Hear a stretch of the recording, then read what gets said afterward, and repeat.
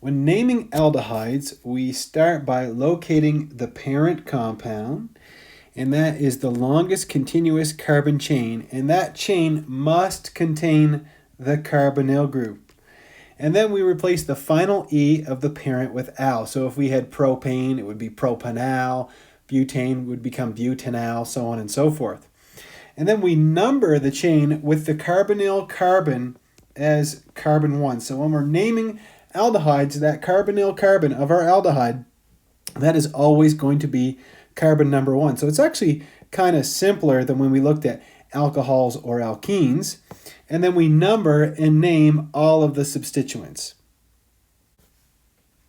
Now for the first 3 aldehydes that are shown here, whether they have 1, 2, or 3 carbons, there's only one place that the carbonyl could be if it's going to be an aldehyde. So we would call this compound where we have 1 carbon, so we have 1 carbon and we have our aldehyde, of course. So this is methanal. Then when we have 2 carbons, ethane, right, becomes ethanal. And of course, if we had 3 carbons, propane becomes propanal. And you see these interesting names down here at the bottom. So these are called common names. So the common name for methanal is formaldehyde, and you've probably heard of formaldehyde before if you've ever studied biology. And then ethanal's common name is acetaldehyde, and then propanal's common name is this kind of interesting word here is propionaldehyde. And so just to reiterate, the names that we see on the top, these are all IUPAC names, and the names that we see on the bottom that I've highlighted in yellow, these are the common names of these 3 aldehydes. Let's take a look at a problem. It says, what is the name of this molecule down below here? So the first thing we do is we identify the longest carbon chain. It's highlighted in yellow.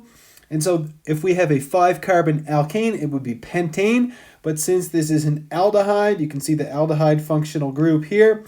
We call it pentanal. Then we're going to number it, giving the carbonyl carbon number 1. So our carbonyl carbon, we give that the number 1, and then we go 1, 2, 3, 4, 5, going to the left in this molecule. And then we number and name the substituents, and we only have 1 substituent in the molecule, and it's a 2-methyl substituent. And so when we put all this together in the name of the molecule, we get 2-methyl pentanal. 2-methylpentanal. A little bit more about those common names that we saw earlier. So acetaldehyde and formaldehyde and propionaldehyde. And these names are taken from the Latin roots of the first 5 carboxylic acids. And instead of using numbers to indicate the position of substituents, we use the Greek letters alpha, beta, gamma, and delta, seen down here.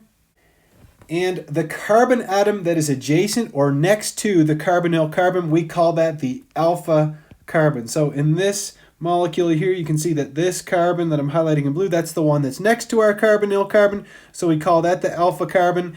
If you look at the other example, again, here is our alpha carbon that I'm highlighting in blue because it's next to the carbonyl carbon, and there we go, our alpha carbon. And so we can use the IUPAC names for either of these molecules. For the first one, it would be 2-methylpentanal, right? Because you would number it like this, 1, 2, 3, 4, 5. And so 2-methylpentanal, when I use the common nomenclature, again, the alpha carbon is the one next to the carbonyl carbon. So this becomes alpha-methyl valoraldehyde. You might be wondering, well, where does valoraldehyde come from? I'll show you in a second. And for the next molecule, you can see that the methyl group is on the beta carbon. And so this molecule, 3-methylpentanal, which again is the IUPAC name, the common name would be beta-methyl valoraldehyde. And this table shows you where that word valoraldehyde, where it comes from. And you are responsible for knowing both the IUPAC and the common names for the first 5 aldehydes. Beyond that, you're not responsible. So we have methanal, and the common name for methanal is formaldehyde. We have ethanal, which is a 2-carbon aldehyde, and the common name for that is acetaldehyde. When we have propanal, the common name for that is propionaldehyde, kind of an interesting word. Butanal, becomes butyraldehyde. So you see the letter Y in here, butyraldehyde. And then the last one, pentanal, becomes valeraldehyde. An interesting trick that some of my students came up with a number of semesters ago for valeraldehyde is they said the letter V, right? V in Roman numerals is equal to the number 5. And so they said, well, if it's a 5-carbon aldehyde, pent, right? So valeraldehyde, kind of an easy way to help you remember that. And if you're wondering if you'll only use this for the common names of aldehydes, it's not true. You will also use this nomenclature system for applying common names to the first 5 carboxylic acids, but that's for another video.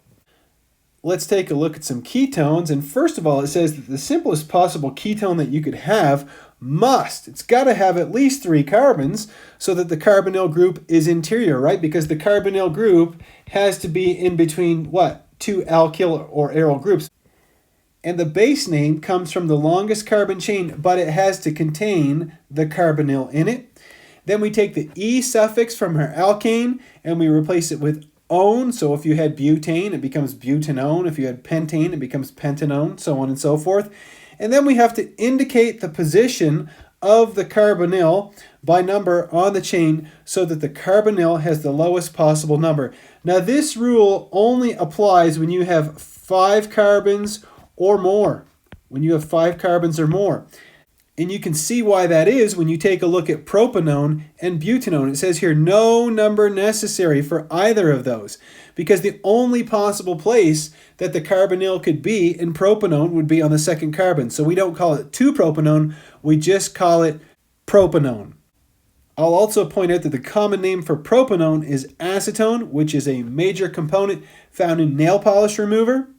Again, for butanone, there is no number necessary, so we just simply call it butanone. A common name is shown below in brackets, which is methyl ethyl ketone. I'll talk more about that later. And this last example is kind of neat. It says here this molecule, we call it 4-octanone, not 5-octanone, because we want to give the carbonyl the lowest possible number. And the common name is shown down here, butyl propyl ketone. Let's take a look at this molecule. Let's take a look at this molecule shown here, and we're going to try to name this, and the rules are directly analogous to those for aldehyde. So the first thing we do is we find the longest carbon chain that contains the carbonyl group in it.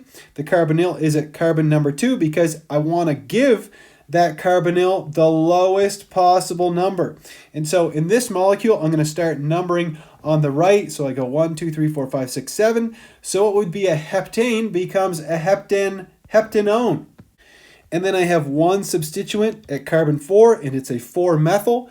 And so when I put all this together, the name of the molecule is 4-methyl-2-heptanone. Earlier on in the course, we looked at the common names of ethers, and you can see that we are going to borrow a lot of those rules to determine the common names of ketones. And they are based on the alkyl groups that are bonded to the carbonyl carbon. And what we do is we use those alkyl groups as prefixes followed by the word ketone. And we can order those alkyl groups in 2 ways. We can either do it alphabetically, or we can do it in terms of size, and we go from small to large. And so if we look at the 2 molecules on the bottom, you can see that this molecule right here, if we were to give that an IUPAC name, it would be 2-pentanone. But for the common name, you can see that we have a methyl group and a propyl group.